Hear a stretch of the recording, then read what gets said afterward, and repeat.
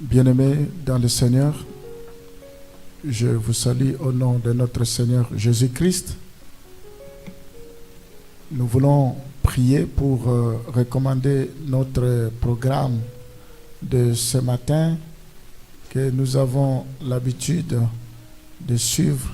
Nous allons demander la faveur de Dieu, la grâce de Dieu, déjà parce qu'il nous a gardés toute la nuit.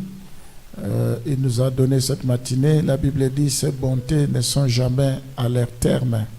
Il les renouvelle chaque matin. La Bible dit: à chaque jour suffit sa peine. Nous allons demander que cette journée soit une journée d'allégresse, que tout ce que nous allons entreprendre puisse réussir. Nous allons prier pour que lui puisse baliser les chemins, qu'il puisse ouvrir les portes. C'est lui qui a la clé de David. Quand il ouvre une porte, personne ne peut fermer. Nous allons prier.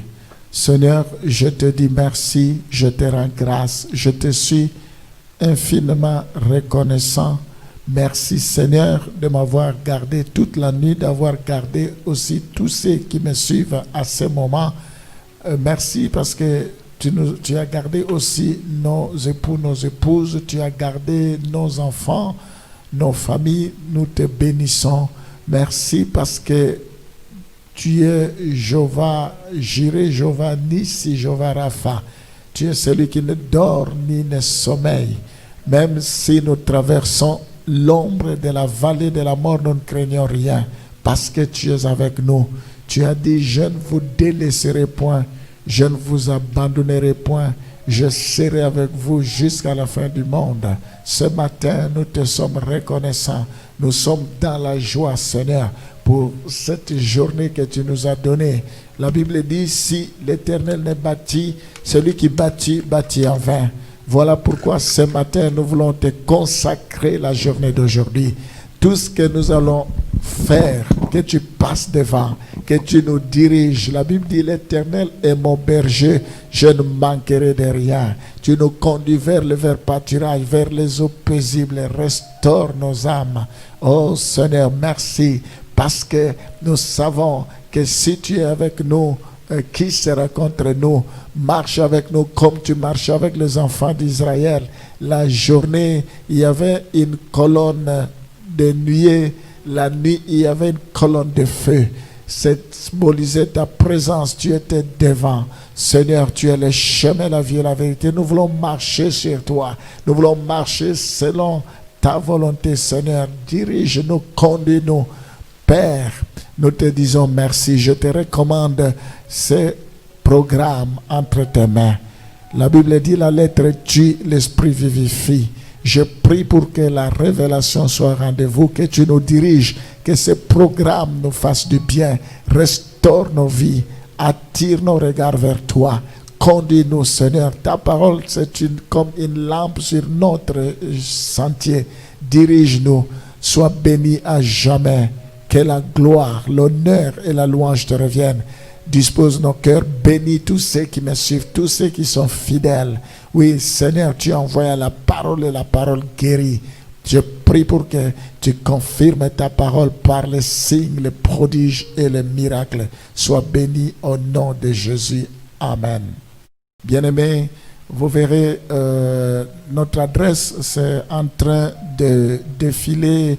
Je vous encourage, je vous exhorte à vous joindre à nous.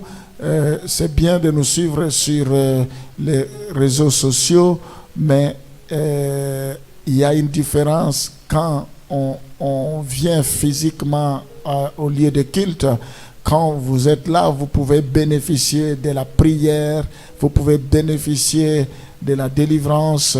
Il y a la communion fraternelle. La Bible dit: il est doux et agréable pour des frères de demeurer ensemble. On peut disposer d'un temps pour vous écouter, pour partager avec vous ou avec nous ce que vous désirez, vos attentes. Mais sur les réseaux sociaux, ce n'est pas toujours évident.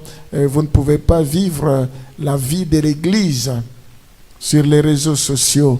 C'est bien pour un moment, mais nous avons besoin, en même temps, quand vous venez physiquement, ça nous encourage. C'est une façon aussi pour vous de marquer votre présence, parce qu'on a besoin de votre présence physique pour que l'Église fonctionne. Supposons que tout le monde reste à la maison, sur les réseaux sociaux, ça veut dire que l'Église ne va pas fonctionner, l'Église ne peut pas s'ouvrir.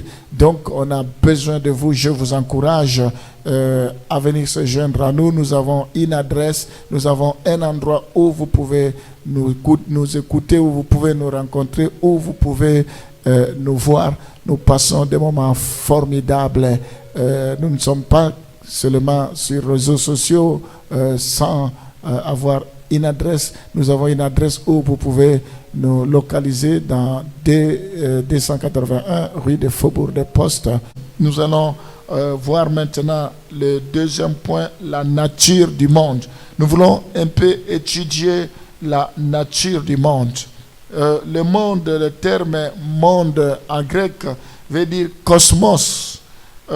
La Bible veut dire par là, le monde utilise toujours pour désigner le monde au sens étudié ici. Contient l'idée de structure, de système, l'idée d'organisation. Quand on parle de monde, selon la Bible, c'est l'idée de système. Un système, c'est l'idée d'une structure, l'idée d'une organisation. Le monde est l'organisation de l'humanité selon le principe de Satan. Quand nous faisons allusion au monde, nous parlons du monde selon la Bible, c'est l'organisation de l'humanité selon les principes de Satan. C'est un système bâti sur l'orgueil. C'est un système bâti sur l'égoïsme, bâti sur les mensonges, bâti sur la violence, bâti sur la convoitise, bâti sur la culpabilité. C'est de ce monde que nous parlons. Voilà la nature du monde. Quand je parle du monde, c'est de cette nature. Il s'agit d'un système bâti sur l'orgueil, d'un système bâti sur l'égoïsme, sur le mensonge, sur la violence, sur la convoitise, la culpabilité, sur les œuvres de la chair, l'adultère, l'impudicité, toutes ces choses. On va lire Éphésiens chapitre 2, le verset 1 à 3. Éphésiens 2, le verset 1 à 3. Vous étiez morts par vos offenses et par vos péchés, dans lesquels vous marchez autrefois, selon les trains de ce monde, selon les princes de la puissance de l'air, de l'esprit qui agit maintenant dans le fils de la rébellion. Nous tous aussi, nous étions de l'air, nombre, et nous vivions autrefois selon les convoitises de notre chair, accomplissant la volonté de la chair et de nos pensées, et nous étions par nature des enfants de colère comme les autres. Nous voyons dans ce passage, la Bible nous parle du système bâti par le monde. La Bible nous parle de l'orgueil. La Bible dit autrefois nous marchons aussi selon les trains de ce monde, selon les princes de la puissance de l'air, selon l'esprit qui agit maintenant dans le fils de la rébellion. L'esprit dont on parle, c'est l'orgueil, c'est la méchanceté, c'est la convoitise, c'est le mensonge, la violence, la criminalité, c'est la cupidité. Nous tous aussi, nous étions de leur nombre et nous vivons autrefois selon les convoitises de notre chair. Il s'agit de ce monde. C'est à nous maintenant de comprendre qu'autrefois, quand nous étions aveuglés, nous étions entraînés par ce train. Autrefois, quand nous ne connaissions pas le Seigneur, maintenant que nous connaissons le Seigneur, il faut une démarcation, il faut une différence. La Bible dit, vous verrez désormais la différence entre ceux qui me servent et ceux qui ne me servent pas. Nous ne pouvons plus continuer à vivre comme les gens de ce monde, loin de Dieu, comme les gens qui ne connaissent pas le Seigneur. Autrefois, c'est parce que nous étions aveuglés. Autrefois, c'est parce que nous étions des pécheurs. Autrefois, c'est parce que nous suivions Satan. Mais maintenant, nous avons été affranchis. La Bible dit, si le Fils vous a affranchis, vous serez réellement libres. La Bible dit, si quelqu'un est en Christ, il est devenu une nouvelle création.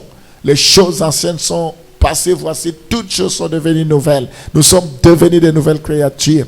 La Bible dit, à tous ceux qui l'ont reçu, il leur a donné le pouvoir de devenir enfants de Dieu, lesquels ne sont pas nés selon la chair, ni selon le sang, mais selon la volonté de Dieu.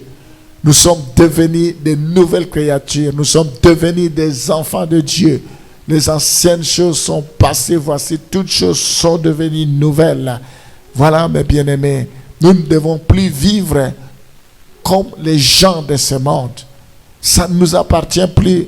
Nous ne pouvons plus être attirés par ce monde.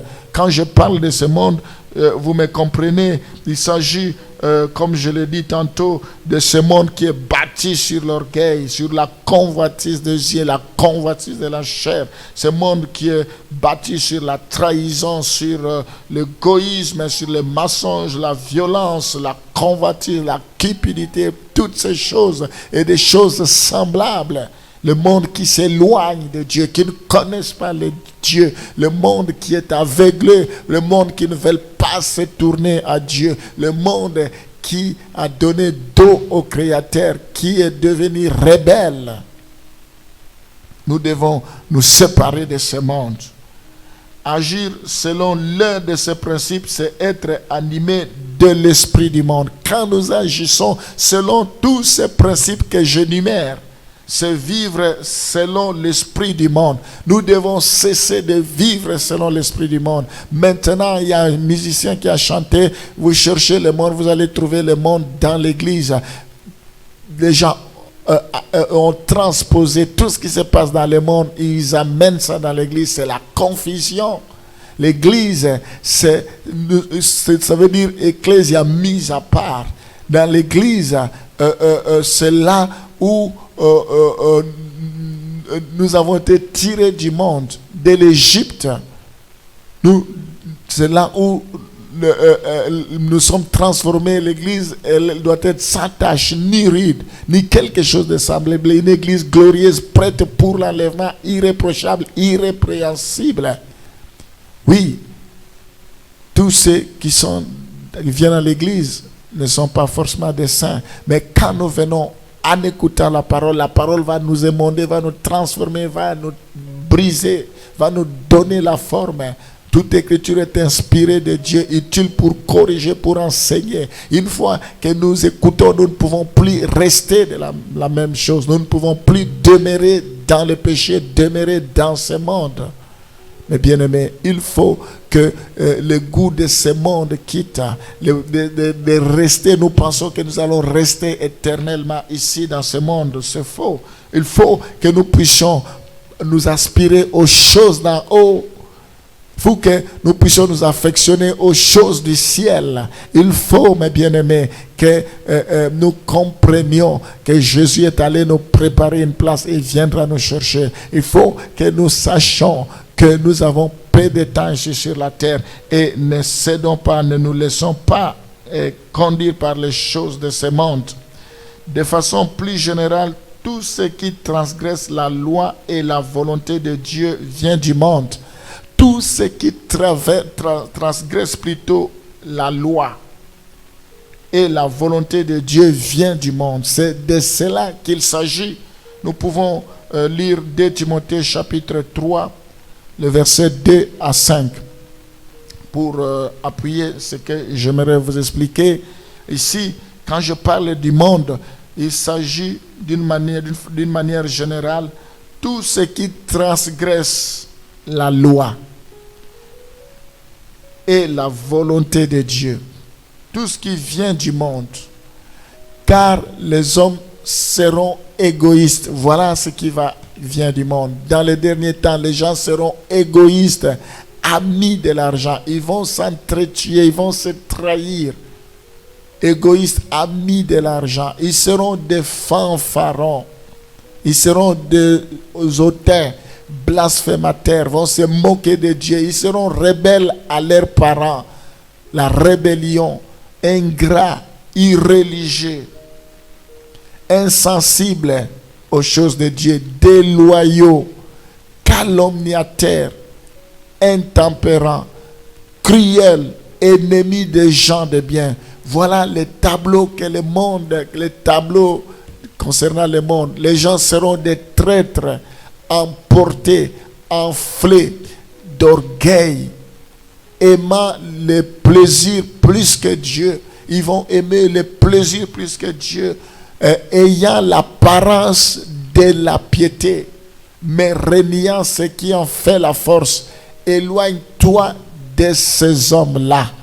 Mes bien-aimés, ici c'est une recommandation. Nous devons nous éloigner de ces gens-là. Ils sont dans ce monde. Voilà les tableaux que le monde décrit. Les tableaux décrits que le monde, les tableaux concernant le monde. Il s'agit de ce monde-là. La Bible nous dit, éloigne-toi de ces gens-là. Nous devons nous éloigner parce qu'ils ne connaissent pas Dieu, parce qu'ils marchent selon les traits de ce monde. Ils ont l'apparence de la piété, mais reniant ce qui fait la force. Oh, mes bien-aimés, que Dieu nous éclaire, que Dieu nous aide, que Dieu puisse nous conduire. Nous devons nous laisser conduire par l'Esprit. La Bible dit, ne marchez pas selon la chair, mais nous devons marcher selon l'Esprit de Dieu, renouvelé. Nous devons compter sur la grâce de Dieu. Ce n'est pas que nous soyons capables de faire quoi que ce soit. Notre capacité, notre force vient de Dieu. Je puis tout par celui qui me fortifie. Alléluia. Oh, mes bien-aimés, nous devons savoir que nous avons besoin de Dieu. Et sans la faveur de Dieu, sans la grâce de Dieu, nous n'allons pas nous en sortir. Jésus-Christ, il est venu avec la vérité, il est venu avec la grâce. C'est par la grâce, au moyen de la foi, que cela devienne possible. Oui, c'est possible de vivre dans ce monde, loin de ces choses. C'est possible de vivre dans ce monde tout en étant gardé, épargné par Dieu. Nous devons faire la différence. La Bible dit, ce ne sont pas ceux qui disent Seigneur, Seigneur, qui vont hériter le royaume des cieux, mais ce sont ceux qui mettent la parole de Dieu en pratique. Nous devons être ceux qui mettent la parole de Dieu en pratique. La Bible dit, il y a encore 7000 personnes qui n'ont pas encore fléchi leurs genoux. Soyons parmi ces 7000 personnes qui n'ont pas encore fléchi leurs genoux, qui marchent dans la crainte de Dieu, qui marche dans l'obéissance, qui marche, Paul dit, je traite durement mon corps, de peur qu'après avoir prêché aux autres, que je sois moi-même rejeté. Nous devons savoir nous remettre en cause. Nous devons courir comme des athlètes, mais les athlètes s'imposent une certaine discipline. Ce ne sont pas tous ceux qui courent qui remportent les prix, mais ce sont ceux qui marchent selon les principes, les règles. Voilà, mes bien-aimés, nous devons demander la grâce de Dieu pour que nous ne puissions pas vivre comme les gens de ce monde. Seigneur, ce matin, nous voulons demander ton esprit, l'esprit de vérité, l'esprit de sagesse, l'esprit de lumière, pour que toi, tu puisses nous guider, nous diriger, nous conduire dans la vérité. Nous avons vu que le monde ne te connaît pas. Le monde ne connaît pas ton Fils. Le monde reçoit des faux prophètes. Le monde est asservi à Satan. Nous avons vu que le monde est ennemi de Dieu. Le monde est passager. Le monde sera voué au jugement de Dieu. Nous sommes dans ce monde, mais nous ne sommes pas dans ce monde. Nous te prions, Seigneur, de nous préserver de toutes ces choses. Nous te prions, Seigneur, de nous faire grâce.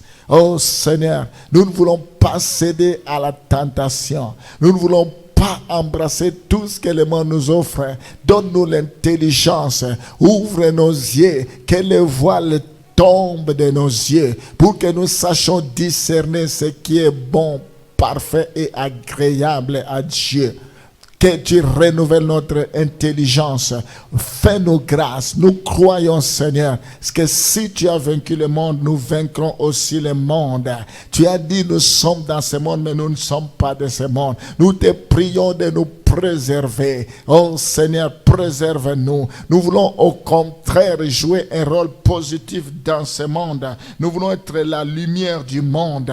Nous voulons être le sel de la terre. Nous voulons éclairer. Oh Seigneur, c'est à nous d'influencer le monde. Ce n'est pas au monde de nous influencer. Fais-nous grâce. Manifeste-toi. Étends ta main, Seigneur. Oh, je bénis chacun de tes enfants. Je prie, Seigneur, pour que nous puissions compter que sur toi. Il est écrit, si l'Éternel ne bâtit, celui qui bâtit en vain. Je prie, Seigneur, pour que notre vie soit fondée sur toi, que nous puissions aspirer aux choses d'en haut, que nous puissions nous affectionner aux choses d'en haut. Étends ta main, Seigneur. Bénis chacun de tes enfants, de tout ce que le Père t'a donné. Tu n'as perdu aucun, Seigneur.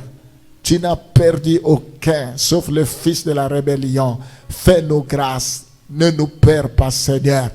Tu as dit que ça ne va pas être facile. Tu as dit vous aurez des tribulations. Le monde va vous haïr. Mais ne craignez rien car j'ai vaincu le monde. Nous comptons sur toi. Renouvelle notre force. Nous voulons être des hommes de prière, des femmes de prière. Nous voulons nous attacher à la parole. Nous voulons persévérer jusqu'à la fin. Parce que celui qui persévérera sera sauvé. Nous voulons nous éloigner de toute suire. Il est écrit quiconque prononce le nom de l'Éternel s'éloignera de l'iniquité. Nous voulons nous éloigner de l'iniquité. Sois loué, sois béni à jamais dans le nom de Jésus. Nous t'avons ainsi prié. Amen.